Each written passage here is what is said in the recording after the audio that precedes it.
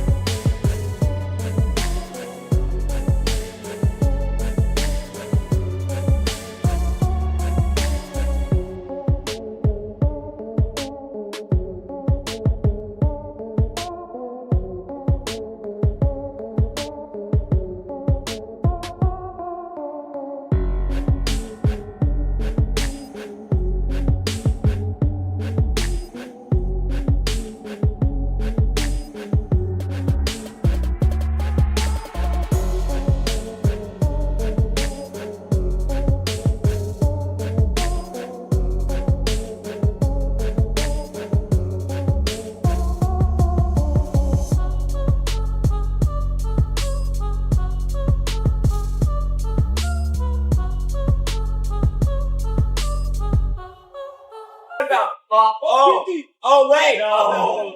Why are you going for that? He's so sweaty. No. Why are you going for that, man? Strict. Oh my gosh! The negative IQ play.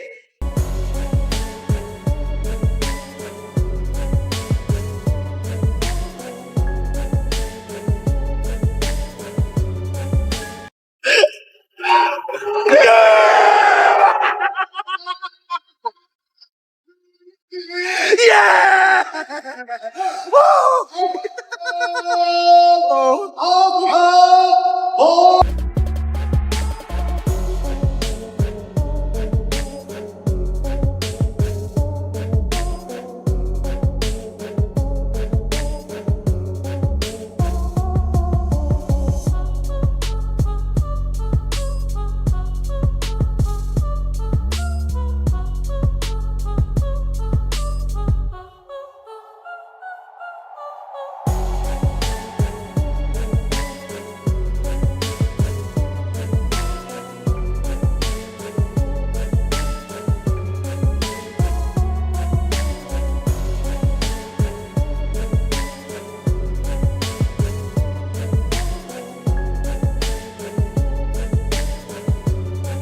Khamzat Chimaev has officially taken the middleweight crown after defeating Dricus Du Plessis in what many fans are already calling a one-sided performance.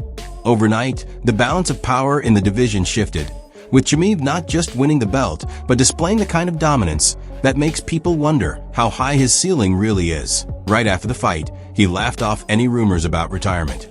For weeks there had been speculation that this could be his last UFC appearance, but Chimaev dismissed it instantly, even joking around about still needing paydays. More importantly, he made it clear that he's aiming for something almost no fighter dares to chase, becoming a 3-division champion, spanning welterweight, middleweight, and light heavyweight.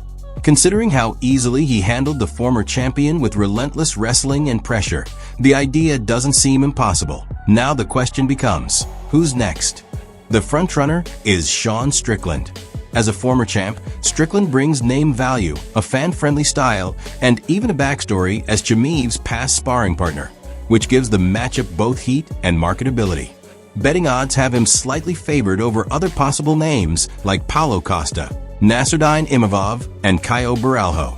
A Chimaev versus Strickland clash could easily headline a card on its OWN.AS for Du Plessis. The defeat is tough, but far from the end. He's still among the division's elite and could return to the title mix with just a couple of wins. His record and fighting style guarantee him big opportunities, And even before this loss, there was talk of him eventually moving up to light heavyweight, since he reportedly walks around at over 210 pounds. Some fans and analysts have even imagined him trying for gold in multiple weight classes, a sign of how respected he still is. The reaction to Chimaev's performance shows just how commanding it was. Media outlets described it as a beatdown, with some scorecards suggesting margins as wide as 50-44. Statistically, Chimaev dominated with relentless takedowns and extended control time across all 5 rounds. Yet after the win, he remained humble, apologizing to fans for not finishing the fight and giving Du Plessis credit, calling him a lion for enduring that kind of pressure. Du Plessis also showed respect in defeat. Khamzat Chimaev admitted afterward that it almost felt like he already knew what his opponent's next move would be. Still, he was quick to make it clear that this is not the end of his story, promising he'll come back stronger and reclaim the belt. What made the night so striking wasn't just that Chimaev won, but how he did it. This wasn't about a lucky punch or a sudden submission. It was pure wrestling control, round after round, exactly the way many analysts had expected. Did I end the weeks before the fight? Joe Rogan repeatedly emphasized that the ground game was going to be the deciding factor. On his podcast and in pre-fight breakdowns, he explained that Dricus needed to create chaos in the grappling exchanges, anything to slow Chimaev down or risk being stuck under constant top control. He even joked that Dricus might need to bend the rules just to buy himself a chance, highlighting just how overwhelming Chimaev's wrestling could become. And in Chicago, Rogan's words came to life. A striker pinned beneath a relentless wrestler, unable to get enough space to fire off his weapons. Michael Bisping had echoed the same warning. His stance was clear. Retreating would be a death sentence. Dricus had to meet pressure with pressure, somehow forcing Chimaev into a striking battle.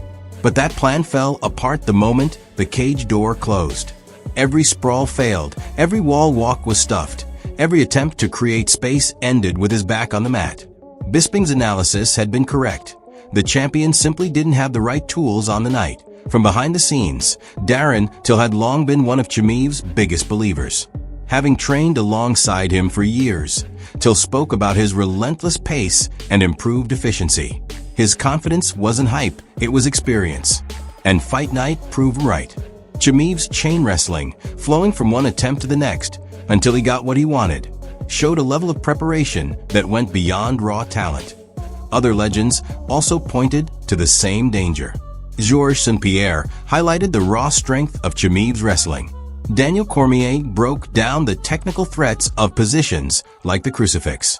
Even Israel Adesanya, who at times leaned toward Dricus, acknowledged that if Chimaev was going to win, it would be through relentless grappling. Looking back, that blueprint unfolded exactly. Some predicted Chimaev might chase an early finish once he got control, but instead he fought with patience. Rather than risking mistakes, he banked round after round, using position to drain his opponent. For a first championship outing, that discipline mattered more than fireworks. By the final horn, Dricus was bleeding, exhausted, and had little left to show after 5 grueling rounds. Chimaev, by contrast, left almost untouched, smiling as the belt was strapped around his waist. The crowd's reaction was split. Some booed the non-stop wrestling, frustrated at the lack of wild exchanges. Others applauded the absolute dominance, recognizing that a champion had just been systematically broken down. What the fight really exposed was the difference between raw power and total control. Dricus may have the kind of knockout power to put anyone to sleep, but Chimaev never let him find the right moment. Every round was fought on his terms, and that consistency is what championship greatness is built on. Oh, what about you? How did you see the fight play out? Drop your thoughts in the comments, and don't forget to subscribe for more fight breakdowns.